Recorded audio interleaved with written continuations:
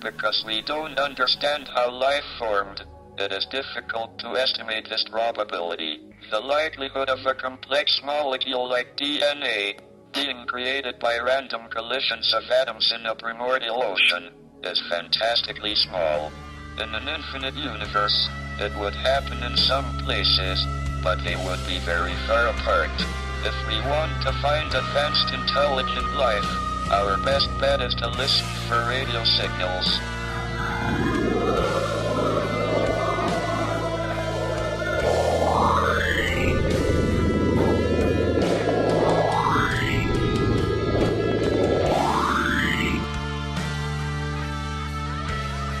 Look up to the stars and the forest that surround. Do you see them? Do you hear them? Are they there?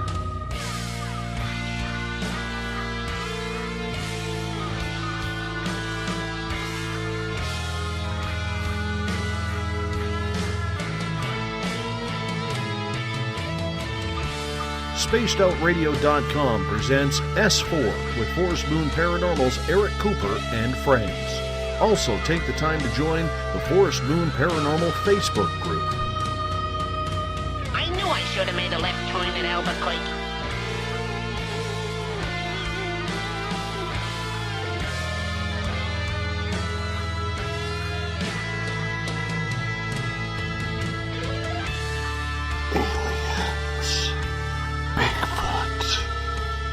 Conspiracy, Area 51, Dogman, Ghosts, Cover-Ups, UFOs.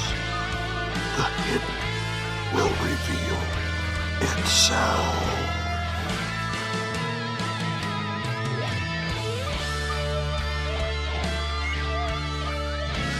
It's one small step for man, one giant leap for mankind.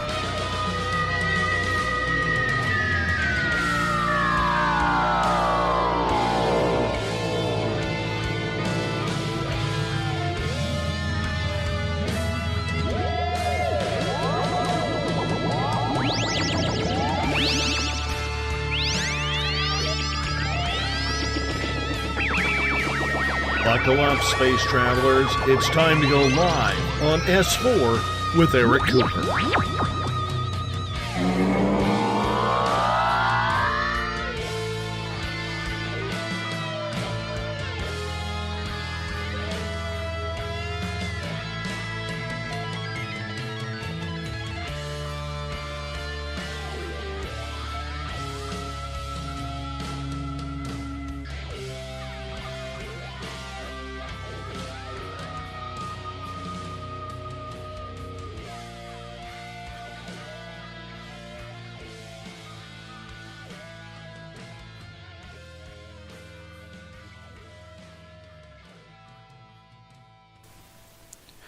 Good evening, ladies and gentlemen, and welcome to S4 with Eric Cooper, broadcasting live from the beautiful mountains of Concrete, Washington.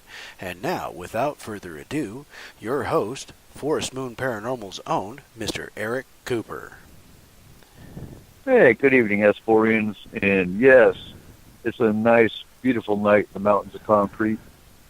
And the opinions and views of S4 do not reflect that of Spaced Out Radio. And with that being said, tonight, well, yeah, buckle up, because we are talking paranormal and what's wrong with this field and what's wrong with how can we fix the problem. I'm a fixer. When it comes to issues, it's time to fix them. We got clients out there that are being slipped through the cracks. We've got, it's got to be fixed. And I don't really care if you're a team that is after pictures. That's fine. Get your picture, find somebody to clear it out. And that's what we're working on. So tonight on our panel, we've got Markham, our scientist. We've got Everett Thiemer, our journalist. We've got myself and Corey, and Dave might actually be popping in here in a little bit. We'll see.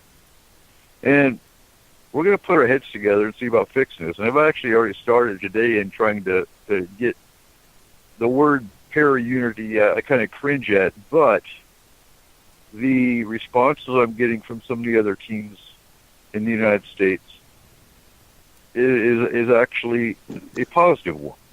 So we'll see how we can fix that. And Hey, without guys. further ado, is it Dave? Do I hear Dave? Yeah. You do. Oh, outstanding. So the month of August for Forest Moon Paranormal is looking busy. We may actually do a camp out in one of our investigative areas in Darrington and use it as a training exercise with drone operations. See how that goes. We're also going to be doing a booth at a couple of events we've been invited to, Cascade Days in Concrete for one, and the Arts Show in Cedar Woolley for another.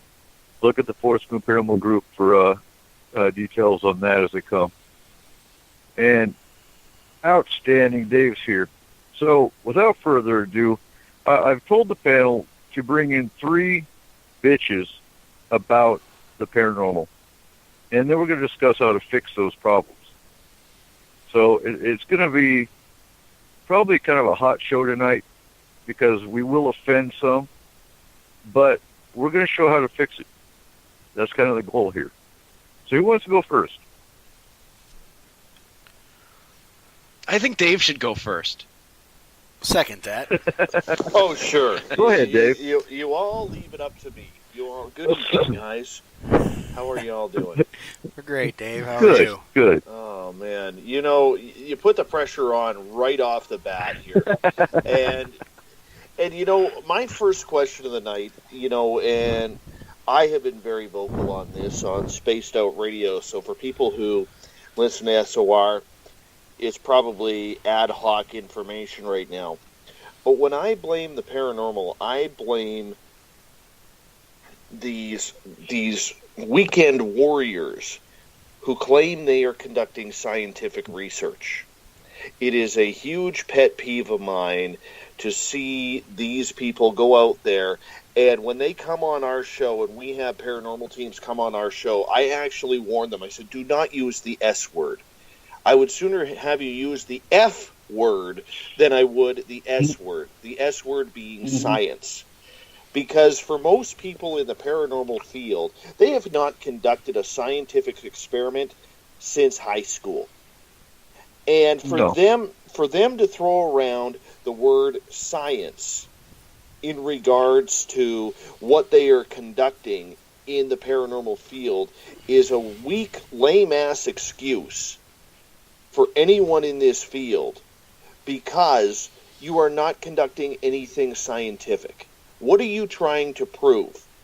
Explain to me what you're trying to prove. What is your hypothesis? And, you know, that's one thing I love about having Eric Markham on our team, our resident scientist, is because him and I have talked ad nauseum about this topic. And there is no possible way to conduct actual scientific experimentation if you're in a graveyard, if you're in a rundown asylum or prison, if you're in an old abandoned hospital.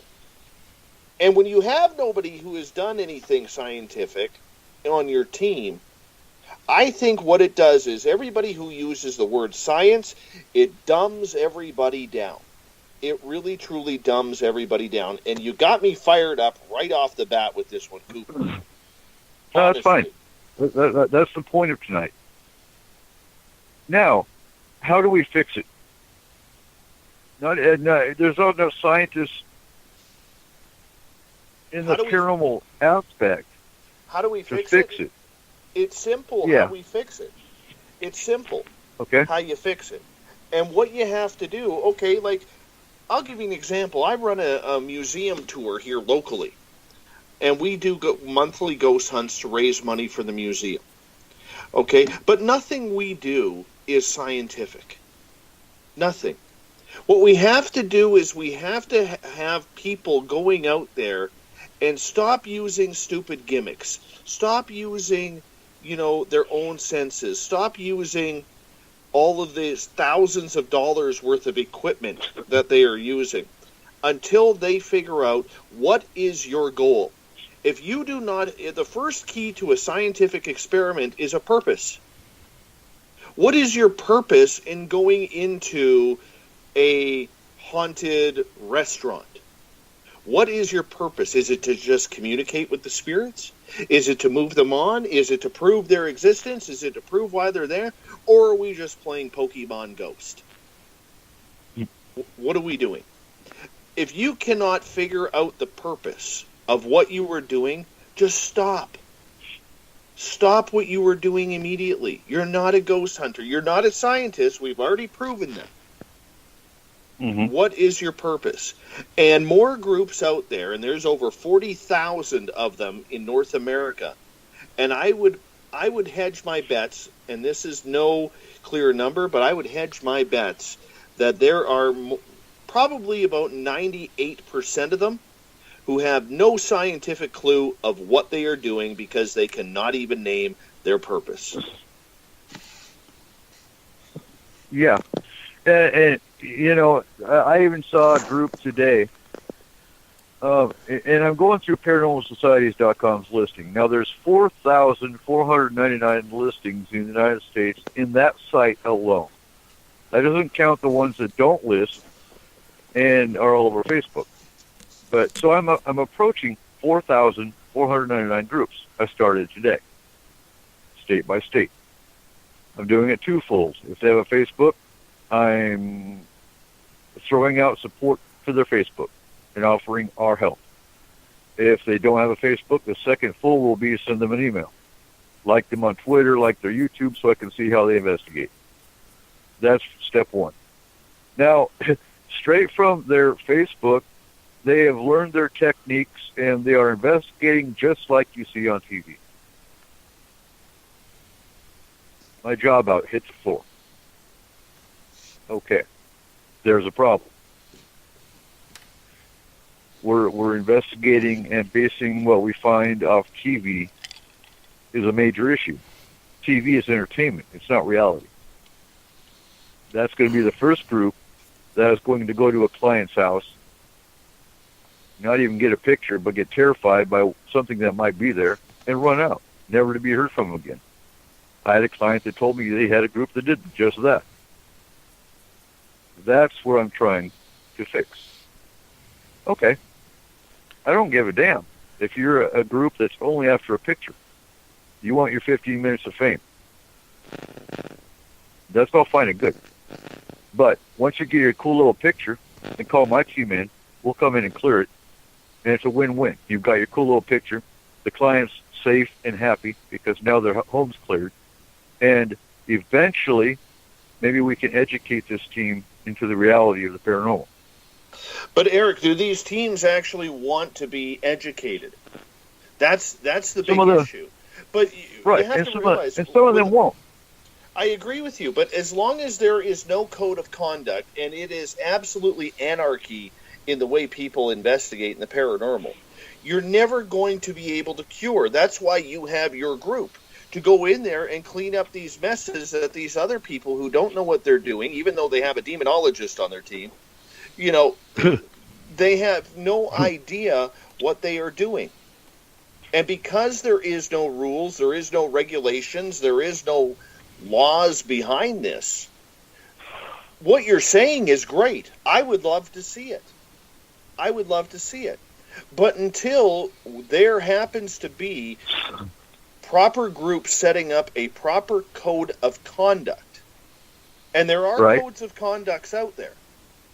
Okay, if you take the TAPS code of conduct, it basically tells you, go in, get your evidence, leave. And if you want to tell the client about it, go ahead. Right. Your job there is to just prove. Your job there is to prove or disprove whether or not there is paranormal activity in the place. Doesn't matter how you stir it up, just find out. That is your goal. Is that a proper code of conduct? Under my guidelines of what I think it should be, it is not. But under the TAPS guidelines, it is. It totally is. So, I mean, until there is a proper code of conduct and guidelines for people to follow and groups to register with, there's going to continue to be this horrid amount of turnover and people investigating their own ways. We know investigators right now who think that their entire job is to go clear haunted houses or haunted museums or haunted Gettysburg or whoever. They think that's their job. Is that your job? How do you know that's your job? Right? It's ridiculous. And like we were talking last night on a round table, not every spirit needs to be passed over. So that shouldn't be their job. Their job should be handling, well, everyone's got their own opinion. But for us, our job is to handle crisis situations, emergency response. But do you know? But do you know why all these people, all these groups, throw out the word science? Have you ever thought about why they do that? It sounds better, and it sounds, I guess, more like an expert. Well, they think they're going to. Well, exactly, and they think it gives them credibility.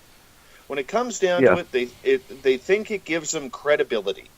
Okay, because everybody wants so bad for this to be taken seriously in the mainstream, whether it's at their work, whether it's at their home with their family, whether it's at church, whether it's at Walmart shopping for groceries. Whatever the situation may be, people want the mainstream to take us seriously.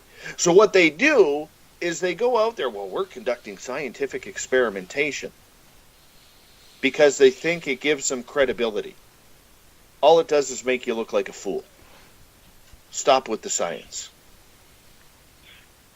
Well, I like the idea, too, that was brought up. I believe it was last night at a round table. Wasn't it you? I think it was you that brought up going to the government and making a standard at the government level. Now, like I said, my first stage is approaching all the groups, all the teams. See if they're willing to get on one page. I don't care how they investigate. That's not my problem. Everyone's got their style. But here's a code of conduct. You agree with the code of conduct. You sign on to it. We hold you to that standard. You find something you can't deal with, that's what we're here for. We will clear it. Everyone's happy. Now, if I take this code of conduct, who we are, our credentials, whatnot, and approach, I don't know, I'll start with Washington, my own senators, send them an email with a presentation and see how that goes. Mm-hmm. Then we but what's to say your code of conduct is better than somebody else's code of conduct? And then that just brings in the ego and, oh, I'm better than you, and people pushing you down and trying to step over you. How do we get past that? The idea of a code of conduct is great, except ultimately it needs to be regulated or monitored or enforced by some sort of overseeing group. Because it seems like I run into groups all the time that have a code of conduct, but everybody's is different, and every group will tell you theirs is the proper one. Well, I think it comes down to. Go ahead. Yeah, I think it comes down to something very simple. Is that, the code of conduct, is it ethical? Does it hold up to the standard of ethics? I mean, are you approaching it in a proper way? Are you approaching your client in a proper way? Are you doing things that will keep you from getting sued? All of these types of things. If you've got a code of ethics, then it should be just that. And it should be able to stand up to any test of an actual code of ethics, which is, firstly, can you be sued? Can you be injured? Can you be? Any of those things. That's what that code of ethics needs to stand up to. Anybody can have what they call a code of ethics or code of conduct. But if it doesn't stand up to those tests, it's not really a code of ethics. It's not really a code of conduct. Okay, and Don's got a question. Then do they feel like you're the boss running the show? Most of them aren't going to like that. And you're absolutely right. I'm not running the show. That's not my intention. My intention is the client. And like I said earlier, I don't care how they investigate. How they investigate is their own style, and that's fine. That's not my issue. My issue is the client. My issue is the spirit. My issue is the safety and making sure the client is safe. That is my goal. So I'm not the boss of your team. Your team goes and investigates. If they find something and they don't know how to deal with it, we'll come in and clear it. You're still in charge. You're still in control of your own team. I'm not trying to overstep that bound. But as long as you hold to a conduct, an ethical conduct, you don't go there smelling like weed. You don't go there under the influence of anything. You don't break confidentiality. It's all common sense ethics. And that's all our code of conduct is. It's common sense. And it addresses the spirit. You do not disrespect the spirit. You don't sit there and poke sticks at it. You don't cuss it out. So our code of conduct addresses how we investigate as well as how the spirit is treated. It's common sense. Now, is it common sense? Is every group going to follow common sense? Of course not. Those are the groups that are going to fall by the wayside. And like we discussed before the show, these are the groups that are weekend warriors. Will probably last maybe a year, maybe not. It's amazing how many groups are actually, or how many teams are actually in this Paranormal Society's listing that, one, have dead websites, bouncing emails. If you're not in the field anymore, take your name off the list so that clients that are looking for help don't get discouraged because they're finding 10 groups in a row that aren't in the business anymore. So no, the intent is not to be the boss. I've got too much on my plate to be anybody's boss.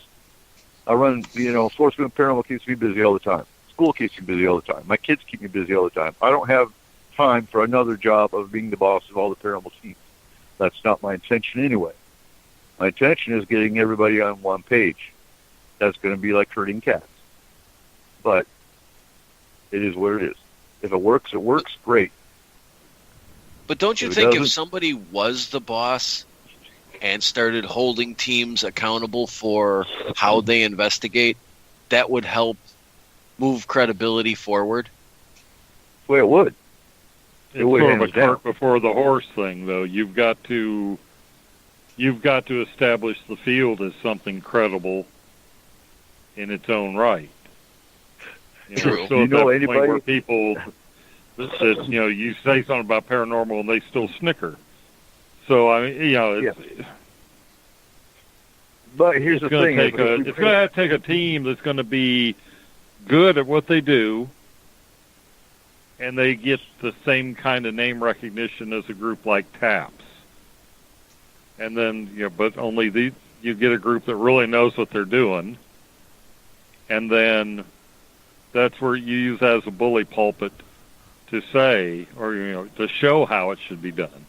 I think Coop's got a great platform, and you've got your, every year you've got your Paracon. That's where we put the ethics and the ideas out.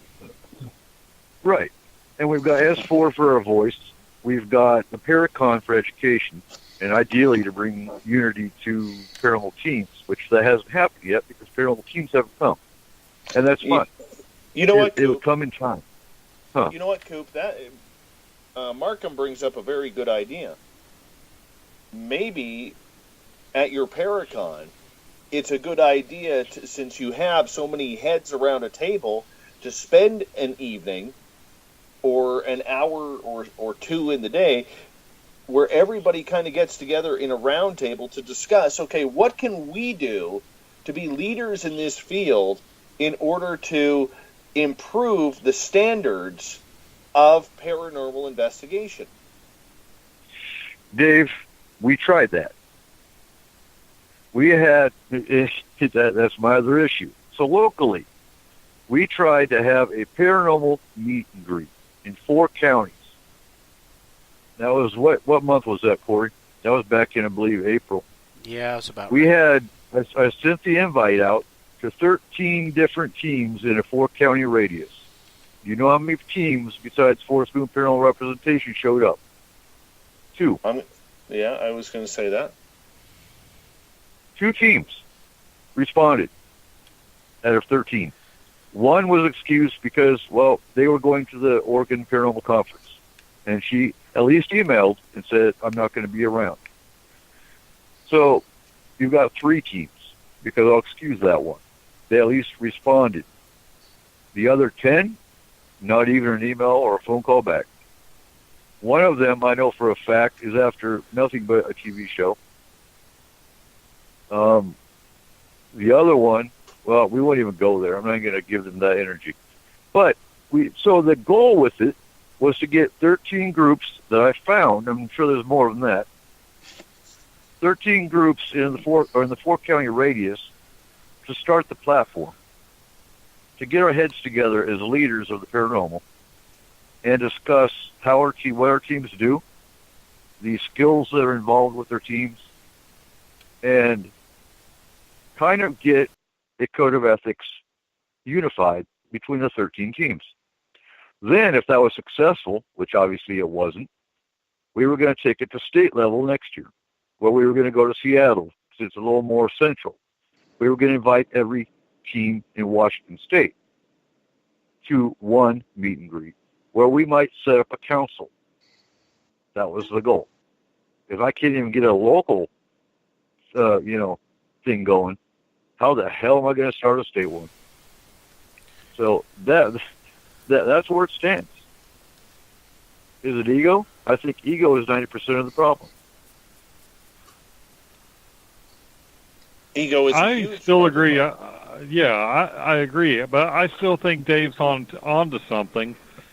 In that the people that are at a Paracon, and maybe it doesn't have to be like a celebrity roundtable thing, just getting participation from the attendees to try and get some kind of ethics and, code of ethics, or at least get the word out there and maybe get minds ticking over. It might just be putting the seeds out, we might not accomplish anything, but maybe if we just get one person out of 50 thinking straight, or what we consider to be straight, and, that one person might, it might cause a ripple. So Bonnie's got a question. How can we get other teams to be a part of a teaching program to benefit their clients? And that's a kind of a part of what our goal is, Bonnie. Bonnie's on the Forest Moon Astral team, by the way. And that's actually something we were discussing within Forest Moon, in that we were going to do a kids education and have parents involved in how to deal with their kids in the paranormal, how to teach the parents how to shield their kids, how to teach kids shielding, things like that. It didn't go anywhere because, well, lack of interest was part of it. But once we get these teams into Forest Moon Paranormal where we can start getting a unification going, that'll be something we'll be bringing up. It's a matter of getting the word out to the groups that we can find, and if they are responsive enough. Now, Don also brings up maybe blanket ad to people looking for paranormal teams to see if the team they're going to use meets the standards. Use it as an ad thing for the teams who participate. And that's a good point. That's a very good point. Kind of like setting yourself up as a de facto commissioning body. Yeah. Which is what that would be. If you're setting yourself up, I'm not specifically meaning you, Eric. I mean, if a group is to start setting up kind of like a Angie's List of paranormal, they're going to become it would be a great idea. It's been, and we know that the model works because right. It's been done. So we do need to sort of set up I don't know, I think it needs to be a government. We could kind of insinuate ourselves into it by sending out questionnaires or putting up on a site somewhere, have you had an investigation done at your house? Were there issues? Good, bad, indifferent? Preacher, I'm going to cut you off there for a quick second, because if you look at a lot of these paranormal or people who are having paranormal activity, I would say the majority of them have no one to turn to, do not know where to turn, right? So I can see where the whole like Angie's List or Craigslist or whatever you want to come up with would be a good idea. But the problem is most people panic in that situation, especially if they got a spirit that is out of hand. And they go to that first group who's willing to rush over there, and they think they are the bomb until things get stirred up. And that's where the problem lies. Before you get into that list, what you need to do is you need to get behind, and we try this you can come in, and we have discussed this ad nauseum, you, me, and Preacher, where you can get in there and you can try and find some sort of medium. If you have, whether it's Spaced Out Radio or Coast to Coast or Midnight in the Desert, whatever it is, if you had one of those big named programs that are out there who are putting their name behind these groups that are signing contracts saying, this is the way we're going to do it, this is our code of conduct, this is how we do it, that's how it begins. And and I may be naive on that, but I really do believe there is something towards, if you have a strong media presence backing an organization that is starting, then we have the ability to actually get some of these groups out there, get some of these teams. So if you're in Wisconsin, you know who you could call in Wisconsin because they have signed a contract with some media company, doesn't matter who has given them the blessing. And it's not something where you bring in every team possible. You know, you have to have coaches and you have to have people going over there saying, no, you can't investigate like that. This is why you put your name on the contract. You know what I'm saying? And like was brought up earlier, I believe it was Corey who brought it up. You know, you have these people that you have to make sure they are ready for the understanding that if a lawsuit comes because you screwed up, because one of your members stole something, or because you riled up a spirit or something along those lines, you have to be able to defend it. And right now, the way the industry is running amok, you don't have that. So I think it really starts, in order to improve, is you need to find a popular medium or one of these medium companies, like I said, whether it's Coast to Coast or Spaced Out Radio, Midnight in the Desert, doesn't matter, would set up a proper paranormal investigation. Because if they got 20 people together, let's say with Spaced Out Radio, if we're lucky enough to hit it, okay, and become one of the big boys and girls on the block, okay, one of the things I would like to see us work on is that code of conduct. Let's break down the paranormal to the simplest of stages and come up with a proper code of conduct that actually teaches teams how to do that. And because of the popularity of the show, there are going to be teams wanting to register. And when they register, they have to follow by those rules, because what we will be doing is sending people there.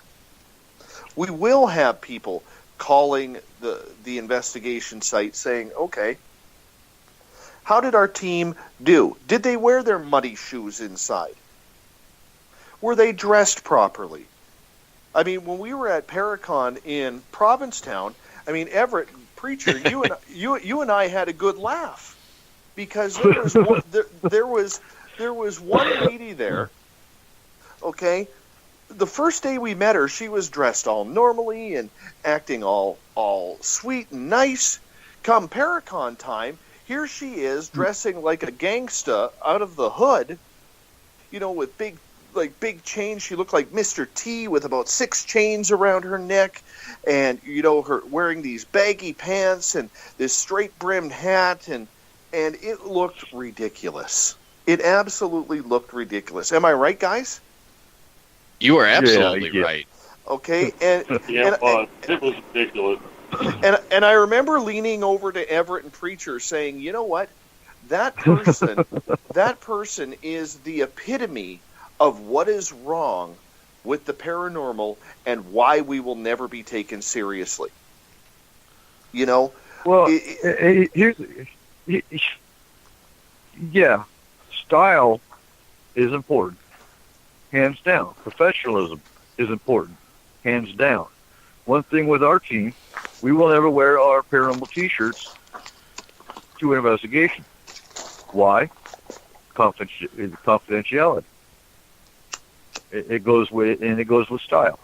Mm-hmm. You don't wear any kind of advertising thing because 99% of your clients don't want the neighbors knowing there's a paranormal issue going on in their home.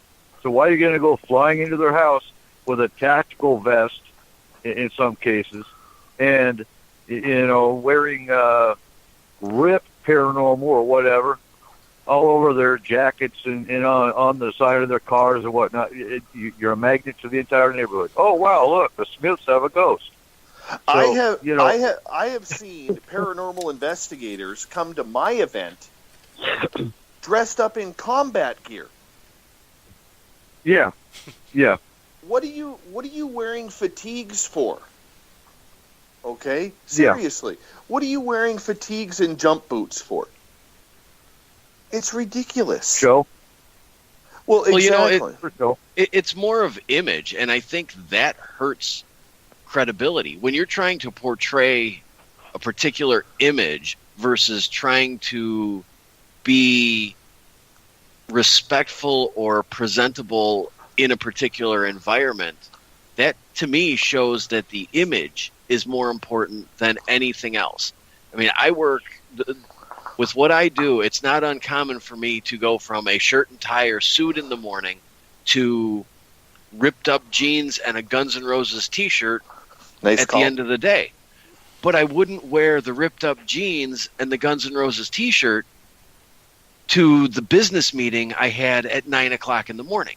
They may both be appropriate in their environments, but it's more about fitting in or trying to look presentable and present an image of professionalism versus trying to be the gangster ghost hunter or the gothic ghost hunter or living that mysterious, ghostly lifestyle. Absolutely. I 100% agree. If you want normalcy, it's like these people. And I'll use my daughter as an example. My daughter suffers from depression and anxiety that she inherited from me. She has a fear of people and large crowds, and that goes along with her anxiety, and I'm okay with that. However, here she is with bright pink hair. And I sit there and I try to, as a parent, explain to her, if you don't want attention, why are you bringing attention onto yourselves? And that's the same as what these ghost hunters do. And they make a mockery of what we are trying to do, and they don't even realize it. They don't even realize it. They think, this is my shtick. Some of them do realize it. They just don't give a damn. Because, again, that's ego. Look at me. I'm a paranormal investor. I'm a ghostbuster, and I'm gonna come in and get a picture in an EVP, and good luck. That's the attitude. Absolutely. Absolutely, that's the attitude. And I think that's a fair assessment. And until, and this goes back to what I was saying, until there is a proper code of conduct sponsored by a large medium, there will never be, and it's unfortunate, there will never be that saving grace for people where they know that they can bring in a professional team who is going to take care of them, treat the situation as professionally as possible. And I tell this a lot on Spaced Out Radio. The paranormal is what shoots itself in the foot. When people are looking for credibility, when people are looking for, why isn't the mainstream taking us seriously? We're doing it to ourselves.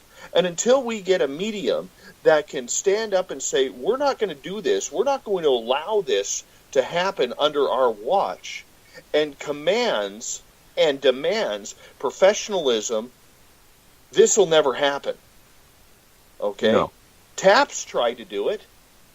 However, they've broken their rules down so much, you're not even allowed a medium on the team. I remember when I interviewed 2 members from TAPS in Edmonton, Alberta.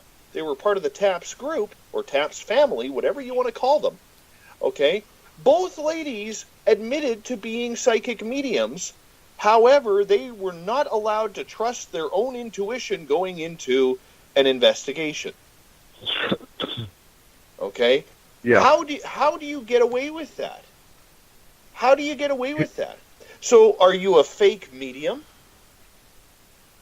where you really aren't getting anything, but maybe your intuitiveness, because everybody's intuitive, is telling you something, but you're not allowed to trust your own intuition even though you're claiming to be psychic? Here's my goal. Here's my goal. And we discussed this last night at a roundtable a little bit, but, you know, there needs to be a balance.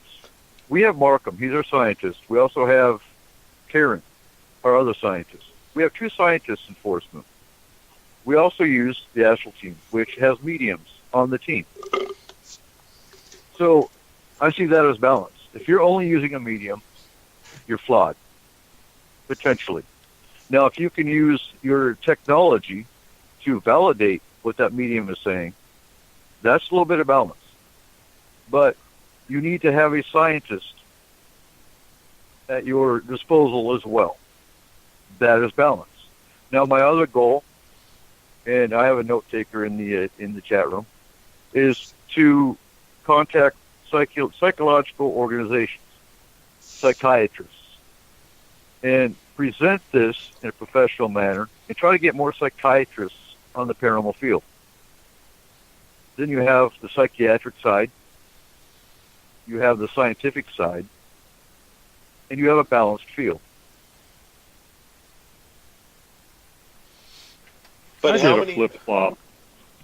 Because I remember when I was trying to get, I flip-flopped on that. When I was first trying to get my pre-association with Space Out Radio, I thought the only way to have a paranormal investigating team is it should be all scientists. But I have come to realize that it's like going quail hunting without a dog. I think if you go into a investigation without, and I don't mean just pick somebody up off the street that says they're psychic. I mean, you get a sensitive or somebody that you vetted and, you know they're not trying to, they're not playing a joke on you. They're legit. Mm-hmm. That's like having another tool in the toolbox. I think a good group you should have the scientist, you should have the skeptic, not the debunker, and most times the scientist is the skeptic, but not always. But I think we also need, other than the data gatherers, I think we need the sensitives to help us know where to gather the data. So you don't have some idiot talking to a wireless router because his meter started reacting, and the closer he got, the more reaction he got. So, he thought he was talking to, I've seen this happen.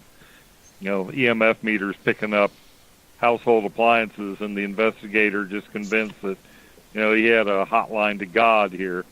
So I think with the sensitives, you should have valid sensitives on your team. They tell you there's something going on here. Now that's when your scientist gets his, recording thermometer, something to try to validate what's going on there.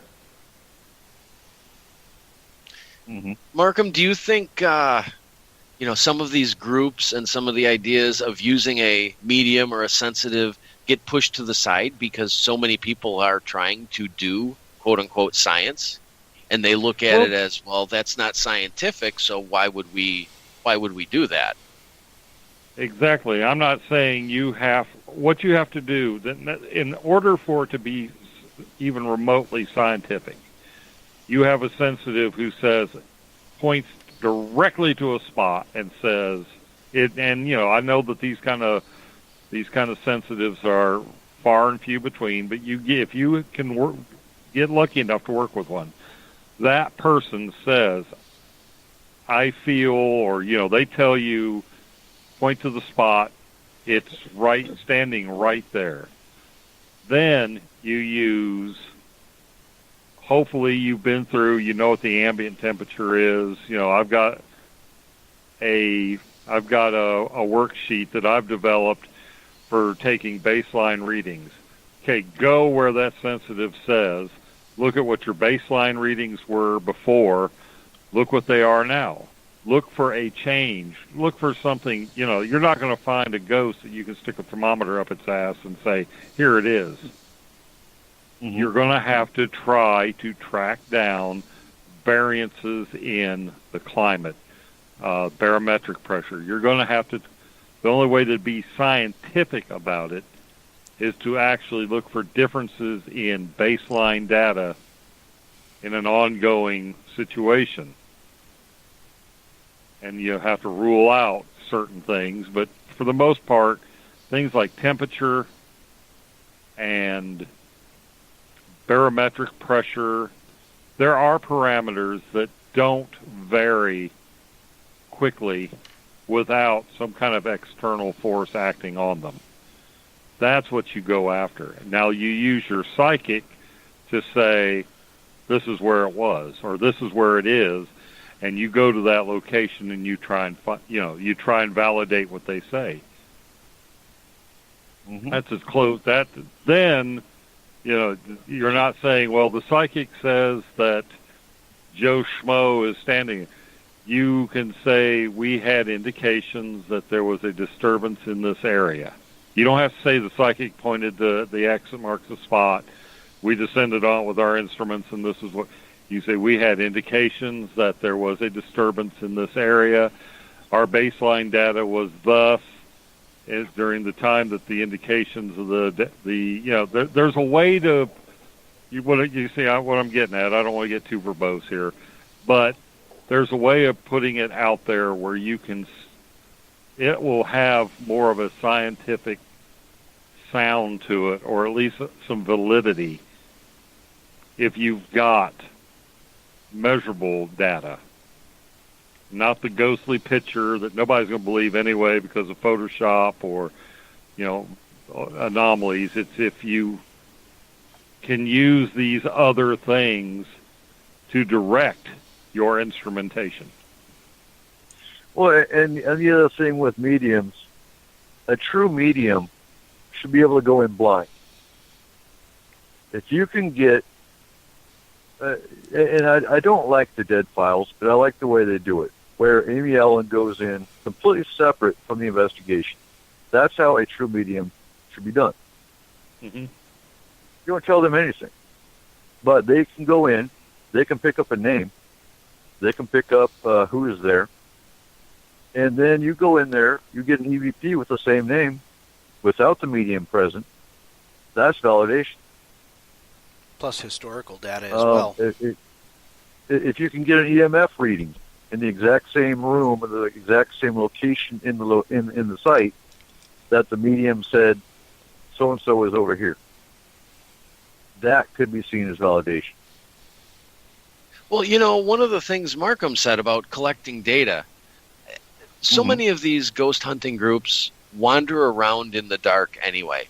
Why isn't turning off a house's power supply for a little while part of the protocol, and investigating the house without any electrical or atmospheric interference being generated?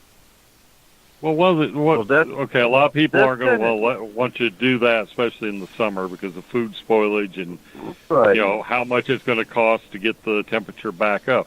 Well, what you do, if you're going to spend thousands of dollars on gear, you've set up little, like miniature weather stations in the different rooms.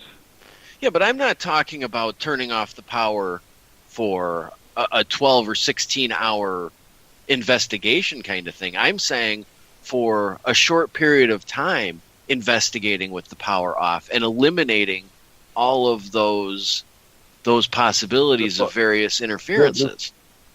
The false EMF reading.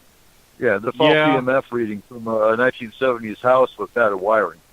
Well, couldn't you, though, set up, like I said, these localized, I guess call them pods, where you're... What I want to do is set up where what we have is a machine or a pod that's detecting barometric pressure, temperature, and maybe the ambient sound field. That's 3 parameters that have scientific set points. We know where, the human range of hearing is, and anyhow, there's parameters that you can take baselines from. You set these pods up, and yes, have an EMF meter as part of that. Right. Constantly recording what's going on in a room, so that you've got a constant stream of baseline data. Then, if something happens, you're catching. You might be catching it. One thing I do want to get in our toolkit is a decibel meter, because that would help with the sound variance. You go in with a decibel meter, you get a base reading.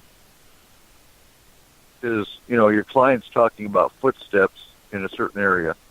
The decibels will go up a little bit if there is footsteps going on in that area. Well, there's a lot of ways. I'm a big believer, because of what I do for a living, I'm a big believer in recording analyzers, things that track their own data. We have blood bank refrigerators that have they have a constant monitoring, and you can go back and see what the temperature was this time of day at this point. They have to track themselves. They record the data that they're collecting, and I think that's the kind of stuff you need to go in there with. If it's an old school decibel meter that prints on thermal paper. But then aren't we kind of just shooting ourselves in the foot? We're talking about not being scientific, and we're bringing in more gadgetry. But it's not so. It's what you're doing, though, is you're establishing. Okay, when you walk in, this is the difference between science and gadgetry, I hope. And I'm going to put this out here so you guys to get your input on this. I'm saying you go in. If it's an investigation, it's not going to be a 12-hour thing. If you're doing a legitimate, honest-to-God, reproducible study, you go in for at least one 24-hour day. You record, and I mean, you're not even trying to find ghosts or hear anything. You just put the stuff out and you record your baseline data. Now, you have a separate station, sort of your control station. Maybe it's in the yard. Maybe it's a local weather channel recording. Anyhow, you have another source that's also gathering barometric pressure, temperature, wind speed and direction, parameters that have set limits, or they're set values. They're things that just don't go up and down on a whim. You compare what was the control parameters, what happened at the control station, with what happens at the home. Now, you've used your gadgetry, but you've also collected a 24-hour span of usable, comparable data. Barometric pressure in Clemens isn't going to change drastically from a weather station in one place to a home. I mean, you're not going to get wild variance. So if you have a home where temperatures plunging, and it's not the air conditioning, temperatures plunging, barometric pressures all over the place, that's your anomalous readings. That's where you step off to do your investigation. What's causing this pressure? We're not going to be able to point and say, oh, Joe the ghost is doing that right off the bat. We've got parameters now. We've got numbers. Why did the pressure drop, say, 3 inches in, something ridiculous? We had a pressure drop and a temperature drop or a rise in this area that's only a mile from our control station. Now that's where you start your investigation. When you have variables, when you have anomalous readings, then you can go in with the gadgetry and try and catch something. But without the base data, the baseline data, and the controls, you don't. That's where all these people going in for an 8-hour investigation. That's why it's not science. They don't know what the conditions are in a 24-hour period. They're going in for 8 hours, and it's like, oh, we got this, this, and this. Well, how do you know you won't get that same reading the day after or the day before? Without any kind of baseline or no positive or negative controls, you can't do science. Mm-hmm. You can say, you can play with technology, but you're not doing science without any kind of, I'm sorry, but you got to be able to do the math for it to be science. And that's why I need to make a scientific protocol. Right. Well, Dawn's bringing up a thing. She says it would take years to get proof that way, mainstream believable proof. Well, Dawn, it's been taking years for this jackwagon activity of bullcrap that's out there that hasn't proven anything. If we would take the same effort that's going into this willy-nilly running through the house like stripe-assed apes with our tech in our hands, and had replaced that with an honest-to-God, cerebral, scientific study, the same amount of years would have gone by, but maybe we'd have an answer or two. But do you think people don't want to put that effort into it? So many of these groups want to go in and just get their picture, get their EVP, and say they did something and go away. They don't want to have to put the effort in. It would be nice to see a group come to a house and say, we're going to put this, whether it be a weather monitor station, something along the lines of that. We're going to put this in your house and let it run for a week.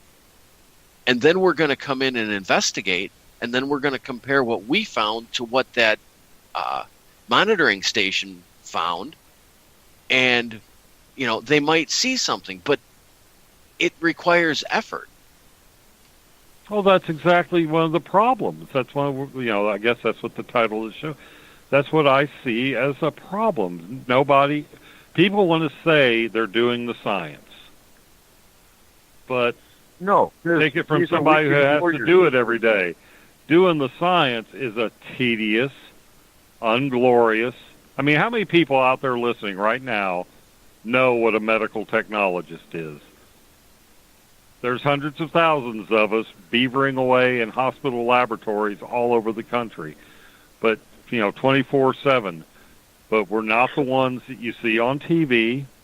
And don't get me wrong, I'm not bitching. I'm just saying the science isn't where the glory is. The science is just the stuff that's happening in the background that people like me are doing, but nobody knows about it. And that these weekend warriors want to go in and they want to be the next Taps. They want to be the next, yeehaw, look at us, the next popular thing. And they're just, they want to use the word science to give themselves, I guess they think it's credibility. But that's the difference. The real scientist is going to do just like Everett said. You're going to go in there, you're going to get ideally a week or a month, the more data points you got in your investigation, The more comparative data points you have, the better your investigation is. You can't have too much data. Okay, so And that's like the people that jump into forensic psychology because they want to be like Criminal Minds. So I think the biggest problem, Right. the biggest problem that we're running into here, that I think is probably the core of everything we've discussed here, is education. The biggest problem that we have is that all of your groups that you have out there, their education is what they see on TV, and that's the problem. Mm-hmm. We don't have, just like we don't have a real good set of code of ethics, we also don't have an education manual type of thing set up out there for people that want to start these groups to go through, look at, and have the proper knowledge on how things work, what spirits do, how to deal with them, how to find them, how to track things down, how to use your equipment even. I mean, there's a lot but of Corey, these guys that don't there's even an use easy it. solution which we had talked about earlier, and you're right. You're 100% right. Now I apologize for cutting you off, but and that's the Canadian in me. I'm sorry. I'm the token Canadian here. So, but how much easier, Corey, would that be? Let's say, hypothetically, Spaced Out Radio is heard by 1 million people a night in both countries, okay, coast to coast to coast, because we have the Arctic Ocean up here, so we got the extra coast. Okay, you're heard by 1 million people a night, and you then take that number of people, and because of the credibility of the medium, and the audience is the medium, you set up that code of conduct, where every team has to use certain types of gear. Every team has to follow that policy manual. Every team has to do that. Now, if I was somebody, if Space Out Radio was as large as Coast to Coast, I would totally do that. A, it's different. B, it's necessary. And C, it attracts people to what you are trying to do. And if people are tagged along with you and they want to be a part of you, they will follow your rules and guidelines. Because let's face it, we're like sheep. And I hate that term sheeple. I'm not going to use that term. Okay, but people are like sheep, where they will clamor to whatever is popular. And if you have that proper code of conduct set up by a medium, okay, they will follow. And that is the only way we're going to get rid of this anarchic style. TAPS did it. They've got TAPS groups all over the place. Now, we may not agree with their code of conduct. However, there's how many different groups of TAPS out there? Everybody wants to be affiliated. Oh, there's no doubt. Right? I mean, if we had a serious way, something popular like that, and I think, SOR is definitely a route that is getting there, and at some point you're going to be there. I'm sure of it. But to be able to have that type of thing where you can get the people in, because face it, the bottom line is that all the groups out there that are, as Eric Cooper had stated earlier, the one he found, that they're investigating just like the ones on TV. That's the thing. Just like the ones on TV. They see it on TV. It is the huge media. That's what they're following. For us, and that's their education level. Yeah, and if we had that education set up with that type of media, you bet. Absolutely. That's when we start getting it better. I think if we did something like that, or anybody did something like that, TAPS did it. They started it. They had their TAPS family up and running. And like Dave said, whether we agree or disagree, they did it. But there's the problem. There's no uniformity there. We agree, we disagree with them. Other people may agree with them. I think if the next group or the next company or media outlet, whatever, that starts something like this, they need to have almost an outside board of review. They need to start bringing in some academics. And I know that's hoping for a miracle to have some academics cross the line and say, we're going to look at this and watch this and monitor this. But there needs to be something different. There needs to be, I don't want to say quality control, but there has to be some sort of overview or oversight that begins to bring in some sort of educational or academic or professional people to maintain some standards. Well, that's kind of where, what Dave's talking about. If you can get something started like that, and you get enough people together following the same thing, that's when you can start a council. You can have a council and, heads of councils to where you have an accountability group so that, as you go out there, and it will continue to grow because more and more people will become, hey, look, they have a council. They're doing great. This is how everybody wants to see things done. This is what's making clients happy. This is what's bringing more and more clients. You start having that, more and more people want to come, then you have that council. Then you have that accountability. And that accountability to say, wait a minute, you guys went to an investigation high? You're gone.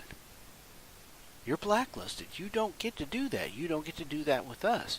That is completely wrong. That is completely something you don't do. And you hear all these different arguments about having something like that, and this is controlling.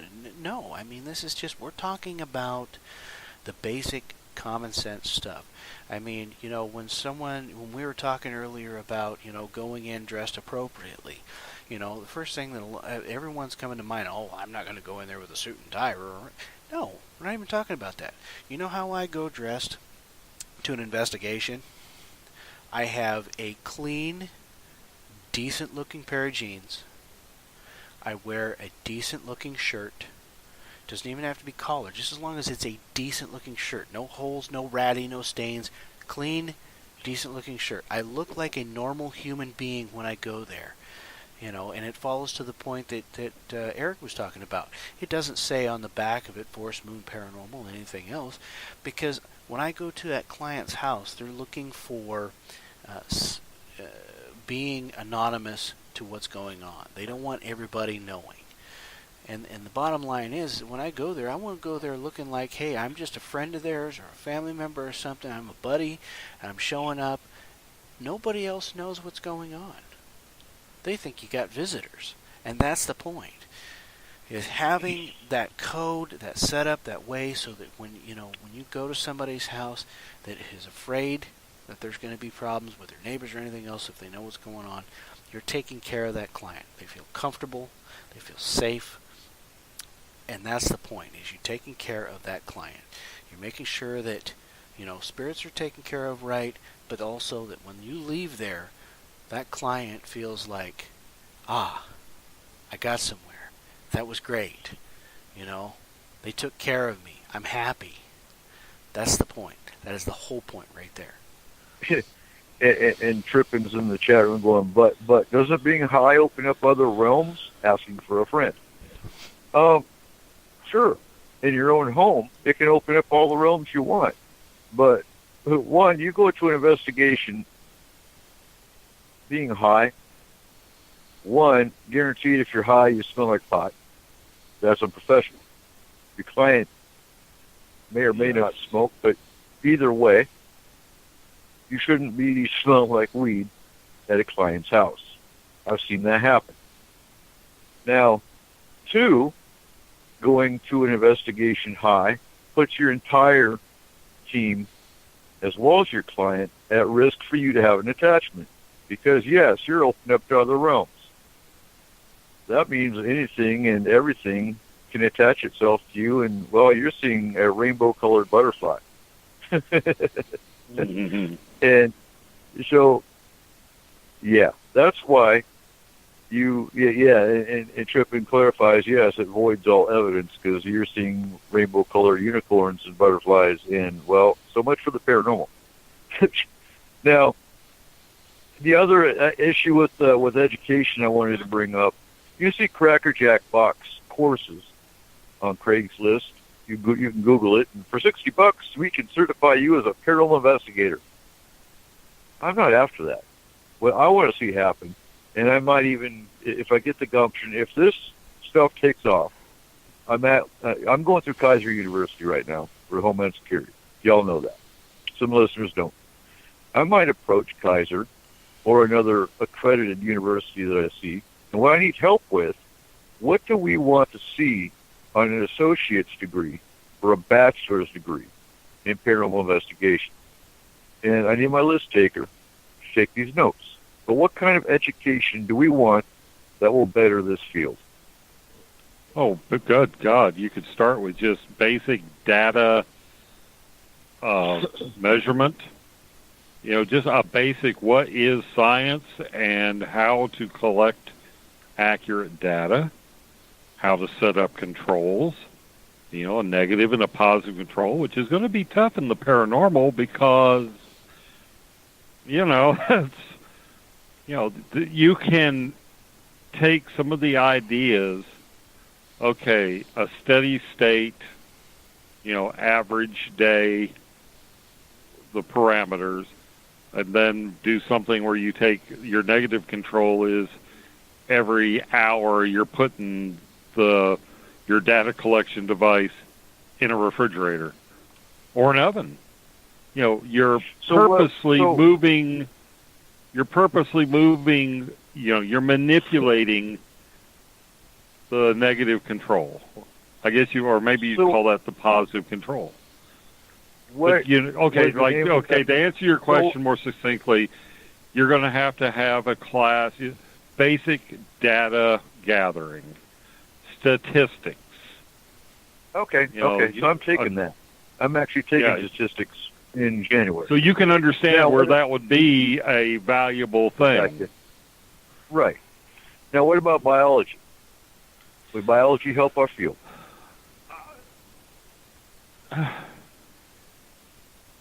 I think yes and no. I mean, I don't use my biology as much as I just do critical thinking. Biology taught, you know, getting a degree in science taught critical thinking. Critical thinking is biology not so much. I think physics would be better, to be honest. Okay. That's where we're trying to go here. Physics. I think physics would be better than biology if you were going after an associate's degree. Where do you learn scientific method 101? Is that biology or would that be physics? Well, by any... That's the main thing. Let's get the basics. Okay, so you're going to have a little physics, a little chemistry, a little biology, and a little math, just to teach logic and critical thinking. Okay, what about psychology? Experimental. Psychology, my problem with psychology is, and I don't care if I kick the anthill on this, to me, and to most scientists, psychology is not a science. I mean, okay, but we're looking for a paranormal investigative. Okay, associate I'd like to see it might sociology. be a good idea. Sociology, yeah. Well, like we're almost describing the core requirements for for any degree. You know, you got a semester of sociology. You got, you know, the math. You know, basically the core requirements of any bachelor of science degree pretty much gives you what you're after. I would say yes, you're going to have some sociology to understand your clients. You're going to have some You're going to have some psychology to know how people react to things, and then the more of a general science. I think if they would create a college level general science which touched on material science, which would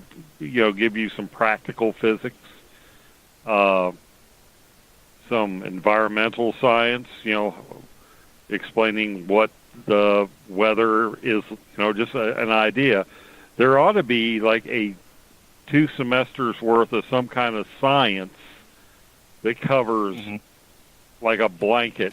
You don't have to dissect a frog so much, but maybe you should understand what chemiosmotic phosphorylation is, or what the Krebs cycle is in cell metabolism. Something that is a little bit taxing on the brain, but it also kicks your brain into a way of thinking. You guys are kind of forgetting one point. So this is kind of cool, because I'm actually comparing my degree program to what we're talking about. I'm taking biology and advanced biology. Actually, my biology is covered by my Army transcripts. But I'm taking statistics, so that we've covered. I've already taken sociology. And, of course, you got English. I like the report writing. I've taken that already. Technical writing. Yeah. Technical writing ought to be part of that group, because you should be able to know how to take the data you've gathered and put it into a concise, and that's a problem I have, is being concise, but a way of condensing your data down to where you can present it to people and they're not scratching their heads. Tech writing is very good for that. Okay. Okay, so here's a point. And now Don's asking. Here's a point that I wanted to get to. So how much will these teams be charging? Yeah, to cover all the education. Yeah. Well, you know what? That should be a prerequisite for having a team. At least one individual on the team with a degree. So that can educate the rest of the team. Here's a point. Now, are they going to be charging? They shouldn't be. That's part of the ethics side of it. Here's a point that I wanted to get to that, as you guys were talking there, when you're talking about these different sciences and you're talking about these degrees and stuff, you guys said, we probably don't need, biology, and, maybe not psychology, something like that. The problem is that for a brief moment there, we're thinking about paranormal as the way everybody thinks about paranormal, and we're forgetting one fact, that the paranormal covers a lot more than just ghosts and spirits. Yeah, you need biology. You got Bigfoot, you got cryptids. You got all these different stuff. Yep. You need psychology, because you're going to have to deal with people, obviously, with not just spirits and stuff that are having issues, aliens, abductions, encounters. You're going to need a lot of these different things, because we're talking about covering a much larger field than everyone thinks about when you hear paranormal. Because Good call. People Good forget. call. You hit it. Yep. People forget. We're guilty of one of the things that we accuse other groups of being. Kind of narrow focus. Yeah, I was basically thinking spirits. I wasn't. Part of my brain was thinking, little voices say, what about Bigfoot? But I was like, no, that's inside my own editor. No, that's a different field. Yeah. No, you're right. You hit it. You hit a very good call, Corey. The basic definition of paranormal is anything and that's that isn't my normal. other pet peeve that we'll be talking about here in a little bit is, what is the paranormal? Anything that isn't normal. Anything outside the box, anything that's, exactly. And we discussed this on Roundtable 2 last night, because one of my questions and my biggest bitch with the paranormal is just that. What is the paranormal? There's paranormal groups on Facebook that if you talk about anything about aliens and UFOs, you will be kicked out of this group. Really? How in the hell are you a paranormal group? And, people, even in the paranormal aspect, have no problem accepting spirits and ghosts. Oh my God, I saw a spirit the other day. You bring up an alien? Oh, you're a nut job. You're just crazy. There's no such thing as aliens. Are you serious? How are you in this field if you can't accept the fact that there might be an alien? And they got to get past that. I think one of the problems is you think about how you would...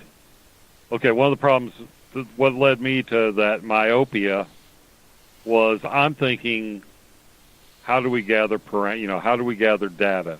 Which led me toward trying to think of the things that happen when a spirit's active.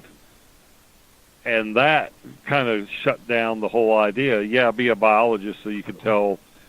You should be able to tell if a foot is real, a footprint's real, or is it some kind of tracking. Yeah, animal identification and tracking. Put that on your list. Being able to just look at a foot and know that it's okay. That was made out of a piece of plywood. Look at the edges, how sharp they. Or that's a bear, that's a fox. So yeah, I think that needs to be in that degree program. But then, do we start dividing the degree in a sense, or having specializations in that degree? Because I think eventually you do. I think you have an associate's, and then maybe you go further on. In many ways, ancient literature or something along those lines where you're studying the ancient legends and ideas. Cultural anthropology. Yeah, that would be good too. Yeah, Western Civ, yeah. Actually, we're turning it into a PhD program. And there's nothing wrong with that. And then let's make it a doctor of ghostology. Yeah. Huh? A doctor of, a PH woo-woo. Yeah, PhD in the paranormal. No, the hard part, we'd be getting an accredited, validated university to bite onto this. Maybe or maybe not.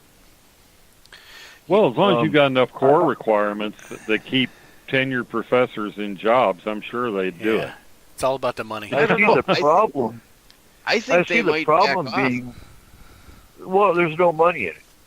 Yeah, and how many people are going to buy into this degree?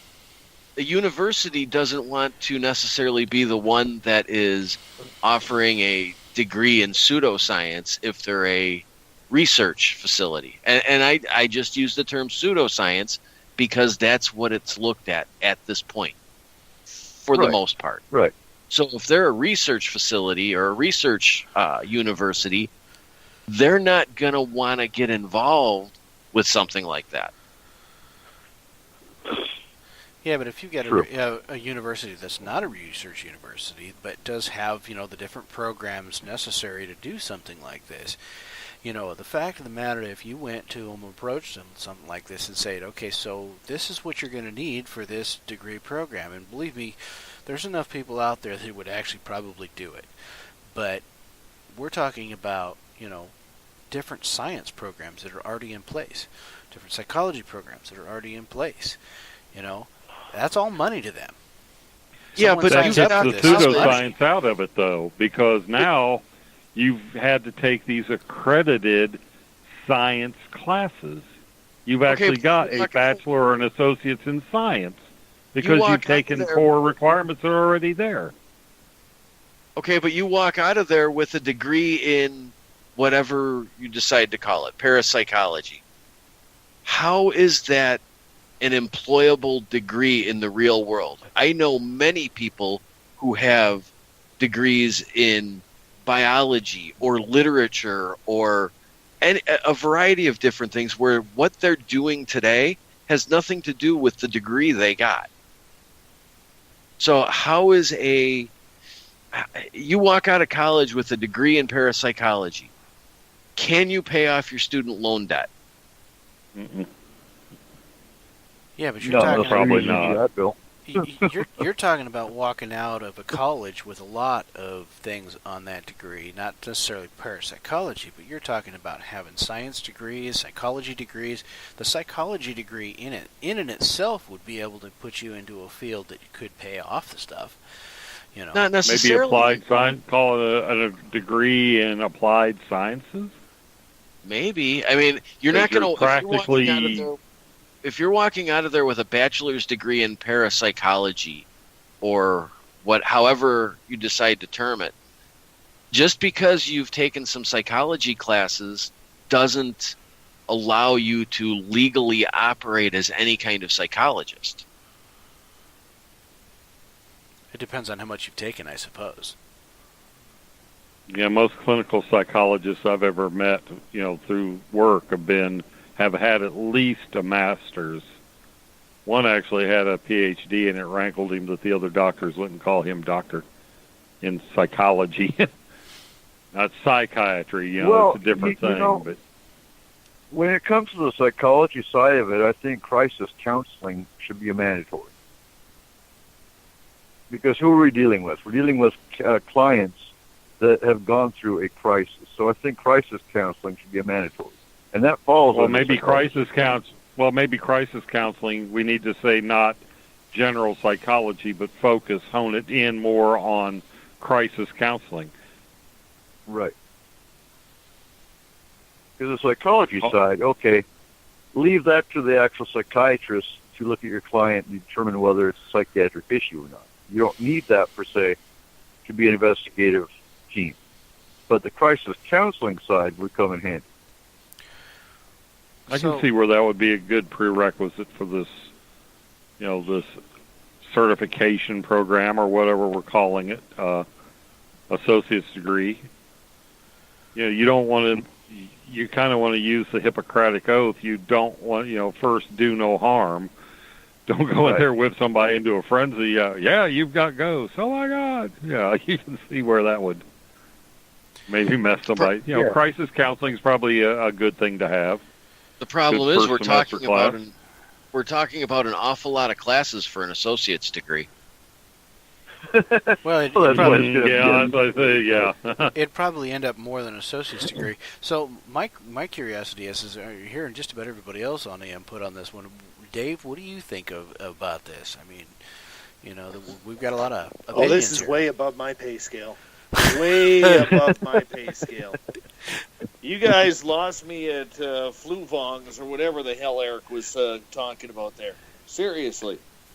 No, but on a serious point, I think there is legitimacy about that, but I try and take things from a different outlook because I don't have the scientific background. That's why I don't play a scientist, and that's why I have Eric. And that's why I go to the people who are more experienced than myself. I tend to look at things like I stated in the first hour, and even a little bit in the second. In order for us to get anything going, I think there has to be, the categories of breaking everything down and finding a medium to pick things up. You can worry about the science, about anything, once you have everything established. Right now, we don't have anything established. So we can sit here, we can talk about, what type of investigative gear should you use? What type of scientific research should be done? Should you have a psychiatrist, a psychologist, a sociologist, a pragmatist? I don't really know.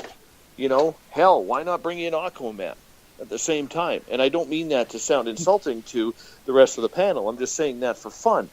But, in the end, if we're going to set this up, I think you have to break it down into such a minutia of small little pieces. You're taking I think what we're trying to do here is we're taking a 25-piece child's puzzle and we're cutting in 10,000 pieces into those 25 pieces to try and make it more difficult than what it really is. I mean, finding the starting point is what we need to do.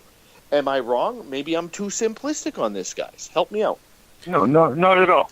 And Don brings up a good point. Usually people who do this, it's not their job. There's no money in the paranormal. We don't charge for cases. And you shouldn't charge for cases. You're taking advantage of a crisis. So I can completely agree with that. The only reason this is my full-time job is because I'm retired. But it's a broken system. It's a laughing stock of a system for the most part by the general public, and it needs to be corrected. And that's what we're trying to do tonight.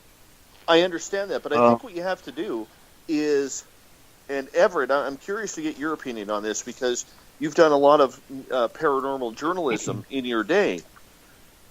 Would this not have to be broken down like, say, an author would a book and put it in chapters and then break it on down even further? I think it completely would. I mean, just in the discussion we've had here, like Eric said, he kind of got myopic about we're just thinking about spirits or ghosts. Well, if you're going to look at the whole field in general, you basically have to almost have a firm and masterful study of, alien tech. I don't want to say alien technology, but the ideas behind UFOs and aliens, which brings in some ways, engineering. And then, then you have to. Mm-hmm. And I agree with you, Everett. I totally agree.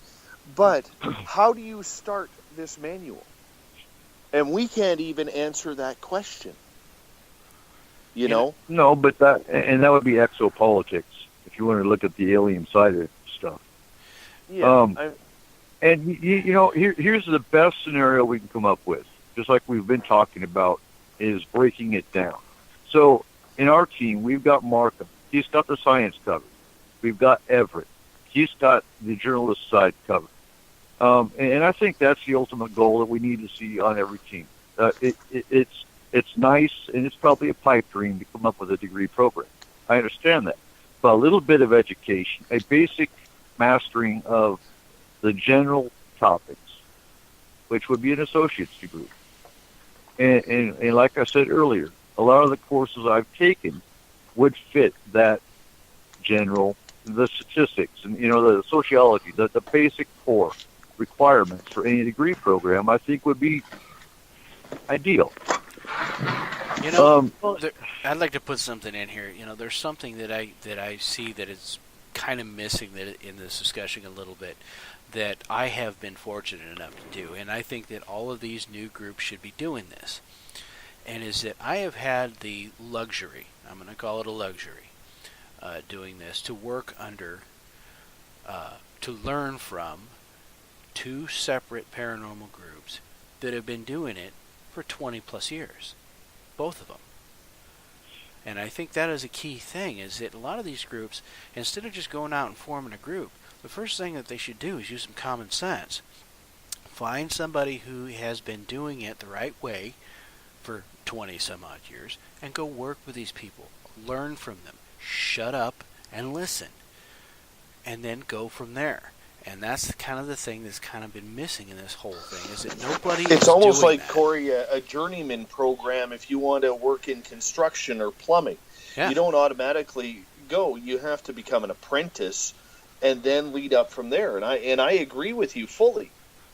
But it still comes back. You can set up all this stuff, but if you don't have the rules and guidelines set up, or be as lucky as you have been, or even I have been, because I think you and I are very parallel, being relative newbies to this field.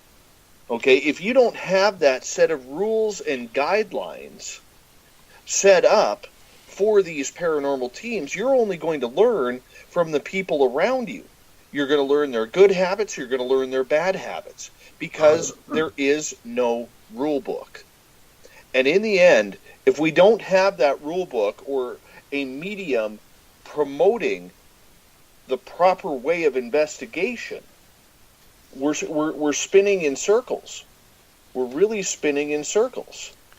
And I agree, for sure. But my thought is we're not even doing the stuff that you and I have done. Where we've had the opportunity to work with, groups that have been doing it for a long time and doing it the right way. That's not even happening. If we could just start by getting these wannabe new groups and stuff like that to do something like that, like an apprentice program with something, we would still, even before having something put together like what you're talking about, we would still be better off. But that's not happening. They're learning from TV and going out saying, oh, hey, I'm a ghost hunter, or paying $200 for the online course that takes 2 hours, and hey, I'm a ghost hunter. No, you're not. You're an idiot, and you're going to go out and do something stupid. And that's where the rest of us come. And that's part of the problem, because they watch TV, they go, oh, wow, cool, I can do that. And then they go out, they go on Vistaprint to get some real cheap business cards that look professional, they get a cool logo on a T-shirt, and they start advertising. never seen nothing other than what they see on TV. Yeah. And then we get a phone call. Exactly. And you asked me statistics last night, Dave, and yeah, the numbers of that have gone down. Most of our clients are finding us through other Facebook groups because the admins see them asking for help and they get referred to us. So those numbers have gone down. But a couple of years ago, about 80% of our cases, other teams had gone in. And in one case, went running out of the house and didn't return phone calls to the client. The client could never hear from them again. And now you got a client that's completely terrified because now they've been validated that, yes, there is something in your house. We don't know what it is because we didn't tell you anything, but it sure was a ghost hunters. And that's where the problem lies. Because anybody can call himself a ghost hunter or a paranormal investigator. Get some cool looking gear. You can find it on Amazon. Under $20 you can get an EMF meter. And, look cool. Not have any ethics. And in some cases charge $100. But that's the problem. What about? I don't know. Maybe getting involved in this and being a teacher of passing this knowledge on should be a system like with the American Red Cross and the donor blood program. The people that donate the blood to the American Red Cross don't get any money out of it. There's no compensation. Maybe teaching this should be more of a, have your class at a here's an approach. Get a local restaurant that maybe has a, the dining area, not the right word. Conference room. Conference room. Yeah, conference room, or just, an area that, and you get with them and say, hey, I'd like to teach a class here. The thing is the people will come and, buy food. I know one of the places I work with will do this. You can go in and, as long as people are buying drinks and, soft drinks and having a lunch or dinner or a snack, everything's good. But maybe this kind of instruction like, say, do a class on basic aseptic technique, how to collect a specimen without contaminating it, or just little things that you can cover in an hour or two. Give a certificate, have a test. Do like we do in continuing ed in medical technology. You have to take a class, and then you have to pass a test at the end to prove that you actually read the material. Issue something like that, but have it all, free. Well, free, even if you don't have a test, even if you just put it out there, hey, we're going to, give a class in paranormal basics or something like that. You're going to have people show up for that because you get people that'll pay $200 online to do it. But, I think you're onto something there to where you have, you just put it out there. You're going to do a class on paranormal basics and stuff like that. And then when you do, you get a bunch of people in there. It's free. They're buying, food, whatever, not like that. But then you have that opportunity to put out there, the proper way to do things, a code of ethics of how things should be done, how, how your customers, basically, your clients, are going to see you and going to want you to come back if they need you, or will tell someone else about you because you did things this way and you were ethical about it. That type of thing. It's a good idea. Well, I think not even so much as calling it paranormal. I think you would use an introductory course like basic field research techniques. Sure. Get some people together or, people interested in that, and then you say, and this can be applied to fields such as cryptozoology, ghost hunting, find your niche and maybe go from there. Sure. And it may eventually evolve into a more like a degree program or a thing, but I think it's going to have to start out as a just grassroots practical applications class. Yeah, I think it's a solid idea, really. And if Well, you can come make to it happen. Coop, come to Coop's Paracon, you'll get a primer on it. Oh yeah, yeah, absolutely. I did lose Coop here. Did I get him back? Cooper? Uh-oh. Oh, don't worry. There he is. There's I've Coop. been on mute. I've been sitting here talking, wondering why I'm being. Yeah, it was on mute the whole time. I did that earlier. So, it's like, God, they're talking right over me. So that's something we're actually looking at for after Paracon. After Paracon, there's a store that is involved with Forest Moon Paranormal that has a conference room upstairs. So instead of just doing team training, we might actually advertise it as paranormal training. The team's getting what they need, and we're opening it up to the public. That is something I'm thinking about starting up. That'll, one, bring us more potential team members into the team because we need more boots on ground. And two, educating the public. So that is something we're looking at. And, frustration aside, I might actually try doing another meet and greet and see if I can get all 13 groups on board. You're making it real hard for me to stay here in North Carolina, Coop. You know that, right? You have a demonologist in North Carolina that's charging $1,000. Oh, Lord, I hope they get busted.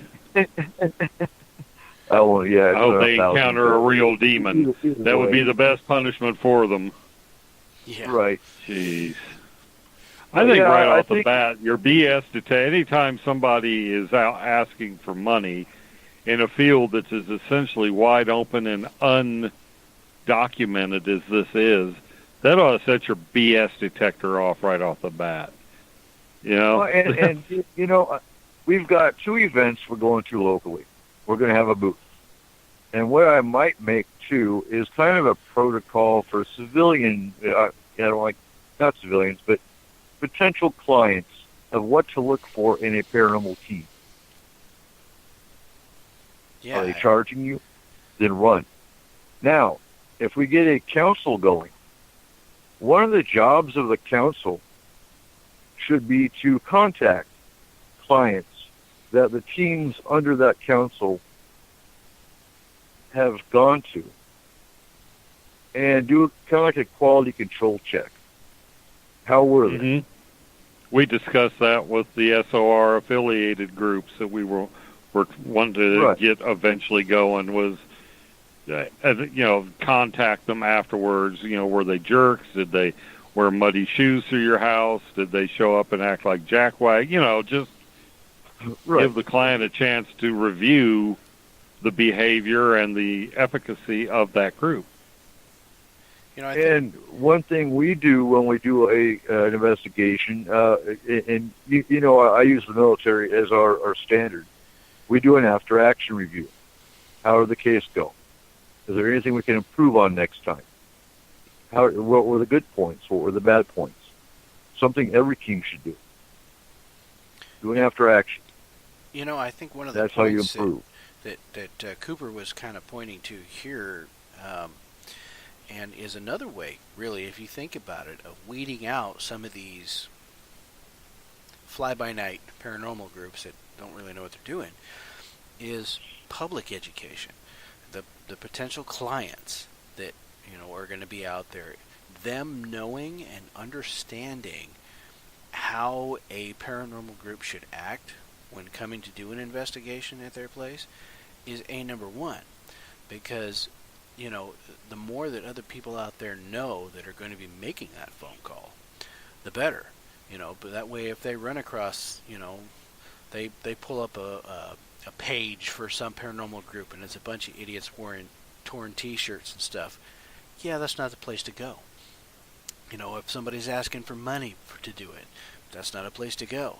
The more people of the clientele base know what they should look for. That's one more way to weed out the issues. Yeah, and I don't even think you ought to do I think it ought to be strictly non-monetary. It just seems like, to me, the idea once money gets involved, not even if you feel like making a donation. I think that needs to be part of the ethics of this, is that you take the money, or you take the incentivization or the monetization out of it. Because then, if you're doing it for free, there's more to it than, there's more to your group than just a bunch of people trying to make some extra money. Hands down, and we don't even bring up donations, because if you bring up we do it for donations, that's just the same as charging. Right. Then they feel because then you're guilt tripped. Yeah, exactly. But we've gone to cases where I've done a boots on ground case a few years ago, and we're sitting there. We got done with her house, and she asked, "Do you guys take donations?" Like, well, we do take donations. We don't expect donations, and she gave us $20 for gas. That's acceptable. You don't even bring up money. But the first question all clients ask, or the first statement all clients say, and this is verbatim, every single one of them, you're going to think I'm nuts. And then you kind of laugh and go, not really. But the first thing they always ask, how much you guys charge? And it kills me every single time. Seriously? We don't. And most of them are about in shock. I don't know why. I don't know if they've approached other teams and got told we charge $100 or whatever. You don't see it on TV. At least I haven't. I haven't seen any teams on TV talk about taking money. I may be wrong. I don't know. So I don't understand, unless I see it as a service, which that's my pet peeve, is this is not a service. A service to me, you go in, and it's never going to come back. The paranormal, I can't guarantee you it's not going to come back. Mm-hmm. So why am I going to charge you for an incomplete service? That's why you should never charge. Because you can't guarantee a portal won't open up again. You can't guarantee you're not going to be abducted anymore. You can't guarantee anything. It's an unpredictable field. Why can't people get that? Well, and I've heard other groups say, well, it lends our credibility if we charge. They try and flip it around like if we, they try and do that though. They try and say, well, if we did it for free, they wouldn't think we'd done anything. And I can almost see, because I did have to take psychology in college, I can almost see their point, but it's still BS. You don't take, especially in a situation like you're going into places in crisis, because these people are, well, hell, that night I messaged you. I thought I was being attacked. Mm-hmm. It actually and makes there was just a the opposite. they found a portal, so it actually makes just the opposite representation. Go ahead. The fact of the matter is that if you're charging for something like this, it opens up that bad ethics door of someone who says, "Oh well, we charge $100 for something like this," that they don't actually do anything. They just go in there, wave some meters around, charge somebody $100, and then when it's come back, the customer calls them again and say, "Hey, this thing's back. Well, we got to do a second visit, so that's going to be $300 or $500." And it what that does is it opens up that unethical door.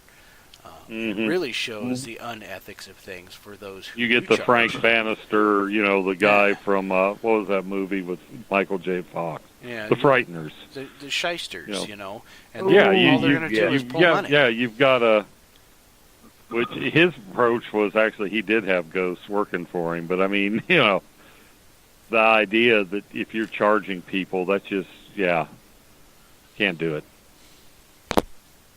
Okay, gents. We're down to about 10 minutes, So we got to start wrapping her up. And I got to say, it was a fast 2 hours. But I got to say, next week I'm trying to get Dave Evans on. I can't guarantee nothing. But Dave Evans, the original lead singer from AC/DC, may be on the show next week. I haven't heard back yet. He was supposed to be on a roundtable and had an emergency, had to back out. Also, August 12th, we're having Peter Robbins. And Peter Robbins, he's going to be on the first hour. He is the producer-director of the Travis Walton biography that came out last year. And he's got his own UFO experiences and whatnot. So we'll be talking to Peter Robbins about his experiences in ufology.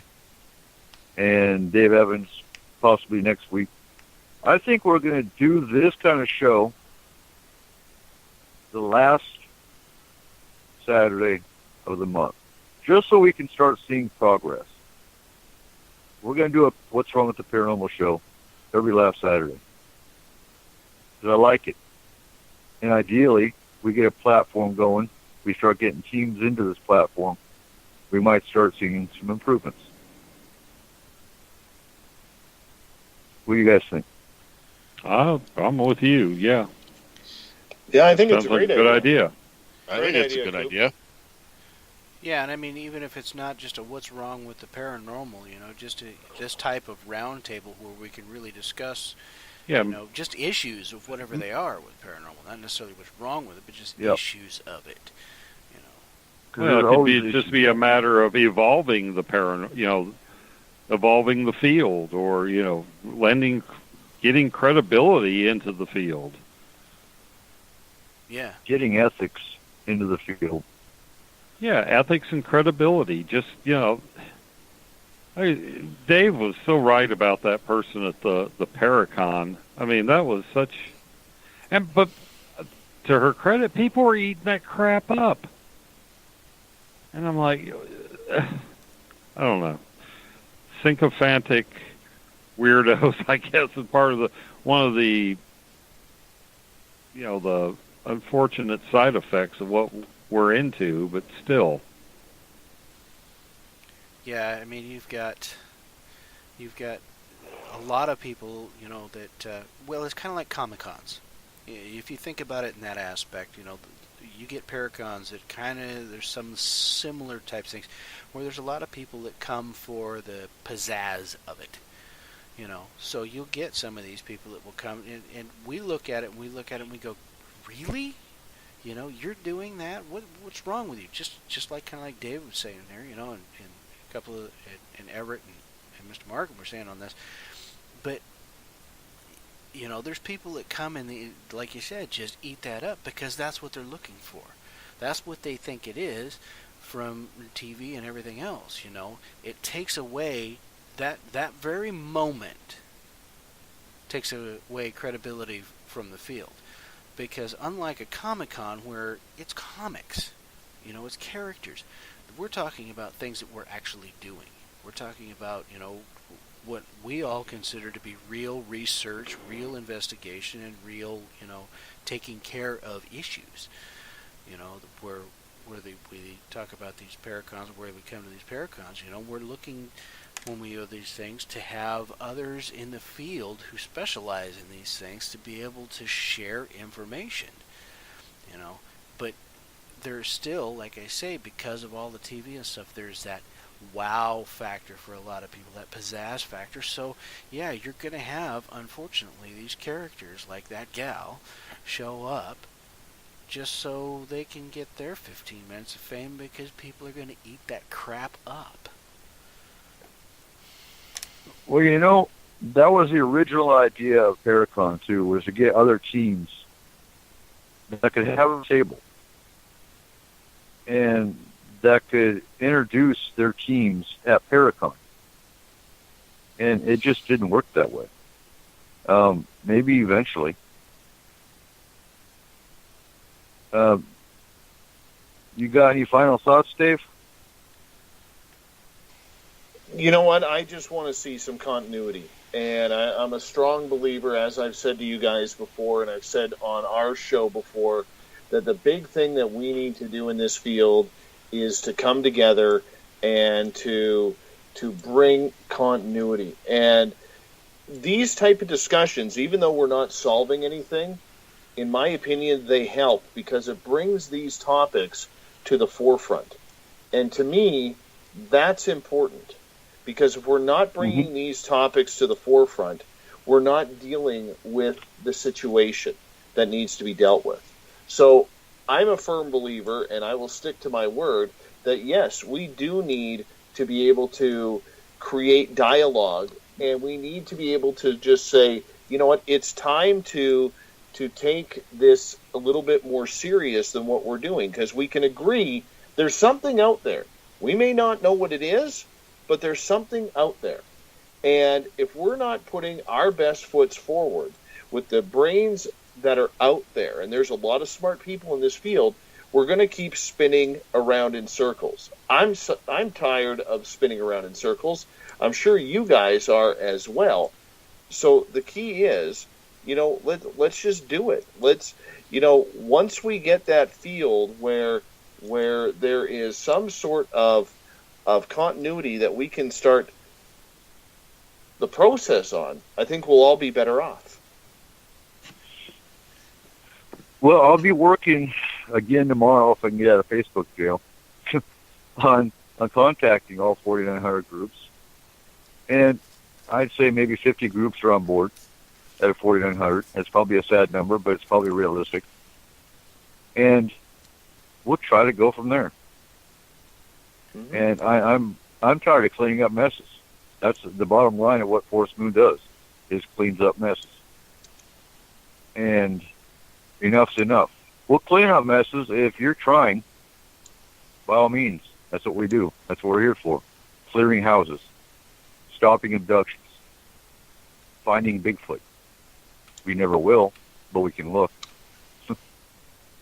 If he doesn't want to be seen, if he doesn't want to be seen, he's not going to be seen. But been a great show, guys. Great show. And I like the idea of doing this show once a month. Then we can see if there's progress. Yay, we're progressing. If there's not, we escalate. Because something's got to be done. Absolutely. Amen, brother. Amen. So any final thoughts, Corey? No, I think we've tied her up in a nice, neat little bow for the evening. I think we've had a great discussion here. I'm so happy that we can, we get the people on that we've got here to discuss this, because it really puts... Corey needs to learn how to get closer to his microphone. I'm going to work on getting a new microphone, trust me. But yeah, I think we've covered a lot of stuff. We've made things more obvious as to what's going on, and we've got some great ideas on how we can work to try to fix it. So yeah, I think we're doing great here. All right, Bumblefoot, take us home. We'll see you all next week. Good night, ladies and gentlemen. Night all.